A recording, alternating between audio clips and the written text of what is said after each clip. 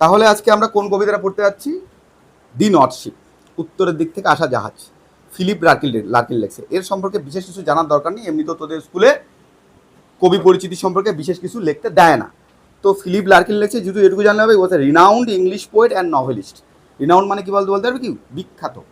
হ্যাঁ, বিখ্যাত ছিল, পোয়েট, কবি ছিল, নভেলিস্ট, সাহিত্যকার ছিলেন। ঠিক আছে, উনার কি কি বই ঠই এই বলছে হিজ ফার্স্ট বুক, তাহলে এটা ছিল তার প্রথম বই, পোয়েট্রি দ্য নর্থ শিপ। তাহলে প্রথম পোয়েট্রি এটা, এই যে কবিতাটা আমরা পড়তেছি ফিলিপ লার্কিনের, এই কবিতাই হচ্ছে গিয়ে তার লেখা প্রথম কবিতা। তাহলে এই যে পার্টটা আছে, এই পার্টটা অনেকে বোরিং মনে করে, আমি মনে করি এই পার্টটা খুব ইম্পর্টেন্ট, একটু পড়তে হবে। কি বলেছে? দিস পোয়েম ডেসক্রাইব মানে বর্ণনা করে। কি বর্ণনা করে? জার্নি অফ থ্রি শিপস, তিনটে জাহাজ জার্নি করতেছে সমুদ্রে, এই তিনটে জাহাজের জার্নি দেখাবে। Head to the different destination, তারা না এক একটা জাহাজ এক একটা আলাদা আলাদা দিকে যাচ্ছে, ডাইরেক্ট ডেস্টিনেশনে যাচ্ছে, গন্তব্যস্থলে যাচ্ছে। ওয়াইল টু শিপ রিটার্ন, দুটো জাহাজ না, ওই তিনটে জাহাজের যে রওনা দিয়েছিল সমুদ্রে জার্নি করার জন্য, তার মধ্যে দুটো জাহাজ রিটার্ন এসছে। One presses forward and faces peril, একটা জাহাজ কি করছে? যত এগোচ্ছে, পেরিল মানে বাধার সম্মুখীন হয়েছে। ঠিক আছে, to continue it's long onward journey, এই বিশাল বড় সমুদ্রে যে জার্নিতে বের হয়েছে, কি করেছে? জাহাজটা সামনে অনেক বাধার সম্মুখীন হয়েছে। পেরিল মানে কি বললাম? বাধা। Almost like a symbol of aspiration, অ্যাসপিরেশনকে তুই বলতে পারিস ইন্সপিরেশনের মতো, বলতে পারে মানে জীবনে যতই বাধা বিপত্তি আসুক, আমাকে কিন্তু লড়ে যেতে হবে। ঠিক আছে, তাহলে এই কবিতাটা শুধু নর্মাল কবিতা নয়, এটা আমাদের একটা জীবনের মনে কর দিক নির্দেশনা বটে। এই কবিতাটা পড়ে আমরা একটা কী পাবো? জোশ পাবো, এবং আমরা ইন্সপিরেশনও পাবো। এখানে অ্যাসপিরেশন বলছে, the overcome to all obstacles মানে হচ্ছে বাধা।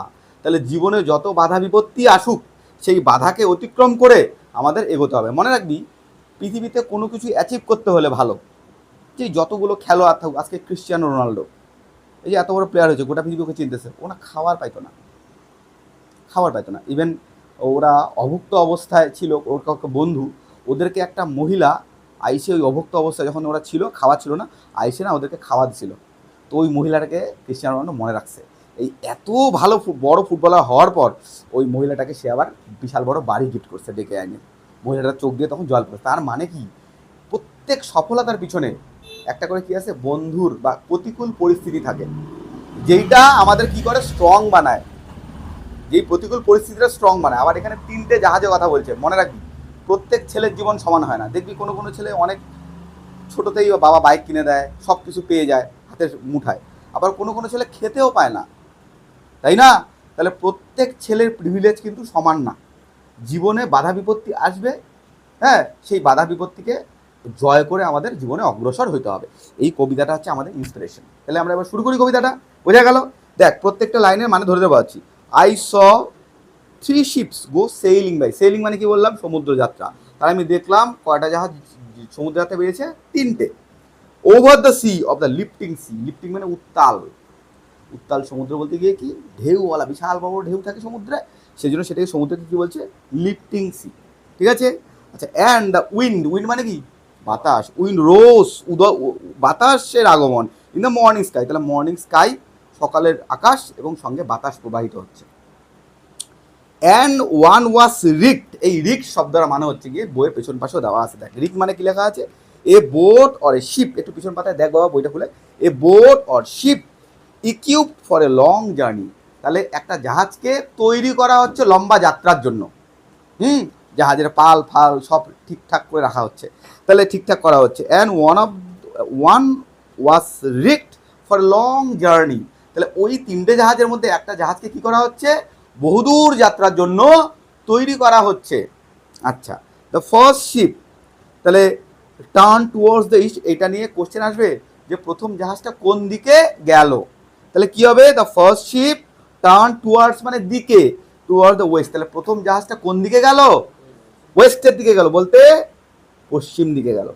আচ্ছা, তারপর হচ্ছে over the sea off to the running sea, ছুটন্ত সমুদ্রের মধ্যে, রানিং মানে ছুটন্ত, ছুটন্ত সমুদ্রের মধ্যে দিয়ে জাহাজটা কোন দিকে চলে গেল? ওয়েস্টের দিকে চলে গেল। দেখ, and by the wind of all, প্রদেশ মানে হচ্ছে গিয়ে ওইখানে প্রচুর বাতাস, প্রচুর বাতাসে জাহাজটা কিন্তু আরামসে তত্তর করে আগা যাচ্ছে।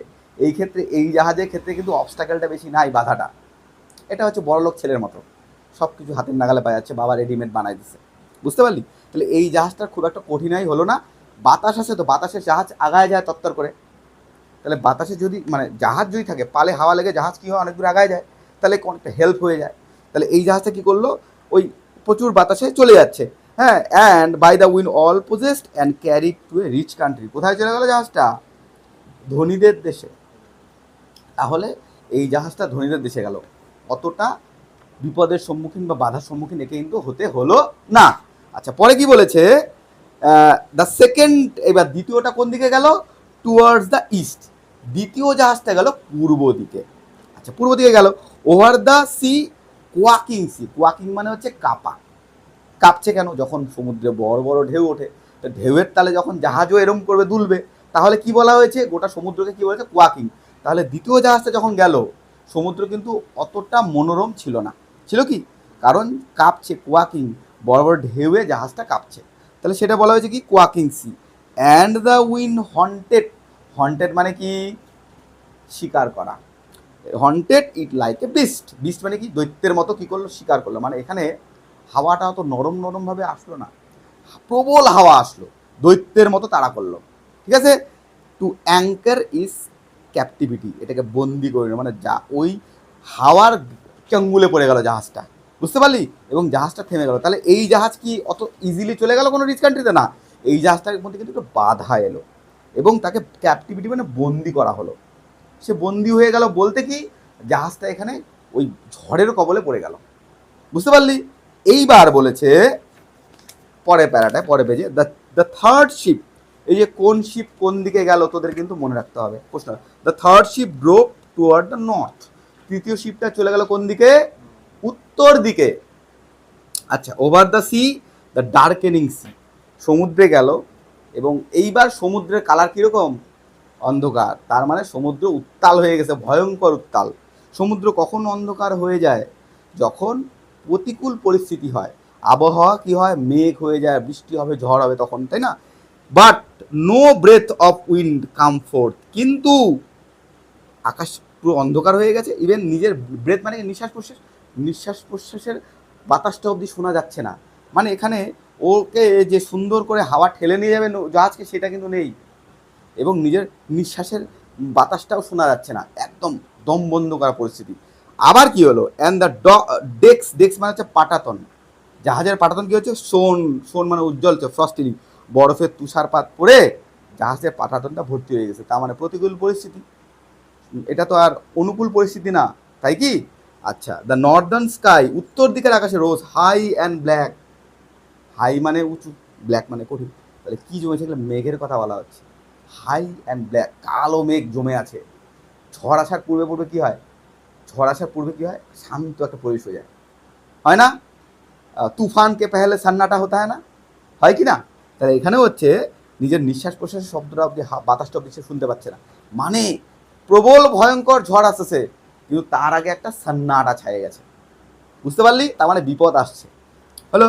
আচ্ছা, ওভার দ্য প্রাউড, প্রাউড মানে গর্বিত। এখানে কি কার গর্বিত হওয়ার কথা বলেছে? সমুদ্রের। Proud unfruitful C. আনফ্রুটফুল মানে যেটার কোনো লাভ হয় না।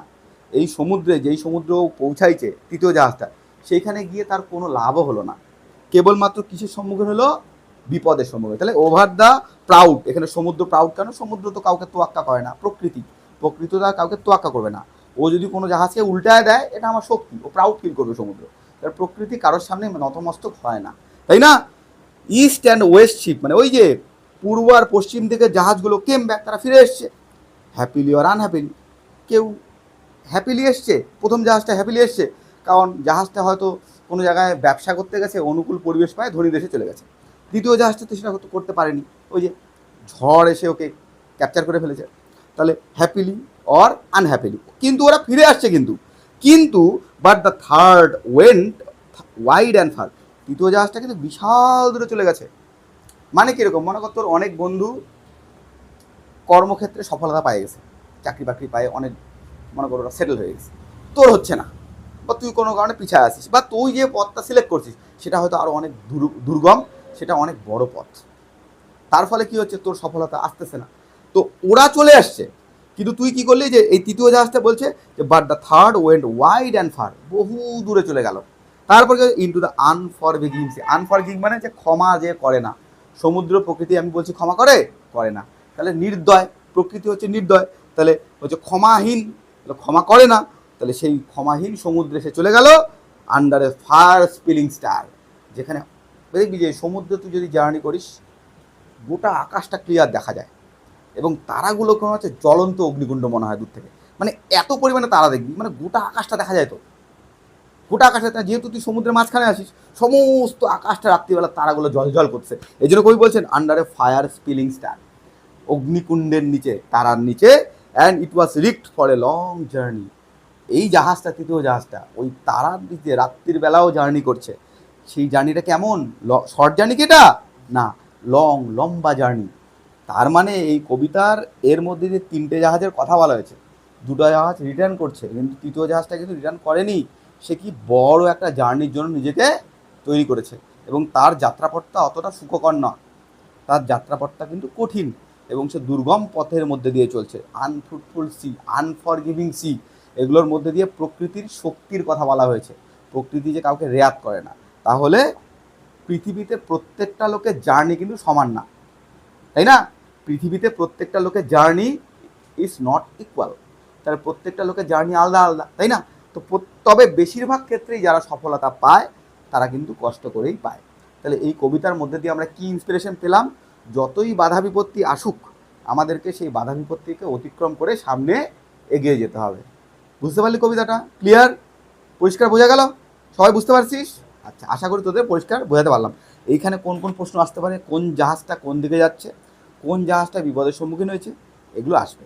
তো বইয়ের পিছনে বিশেষ বড় কোশ্চেন নাই, ছোটো কোশ্চেন কয়েকটা আছে, পরের দিন আমাকে একটু রিডিং নিয়ে আমি এগুলো কোশ্চেন করাবো, ঠিক আছে? তাহলে এই ক্লাস আজকে এখানেই শেষ হলো।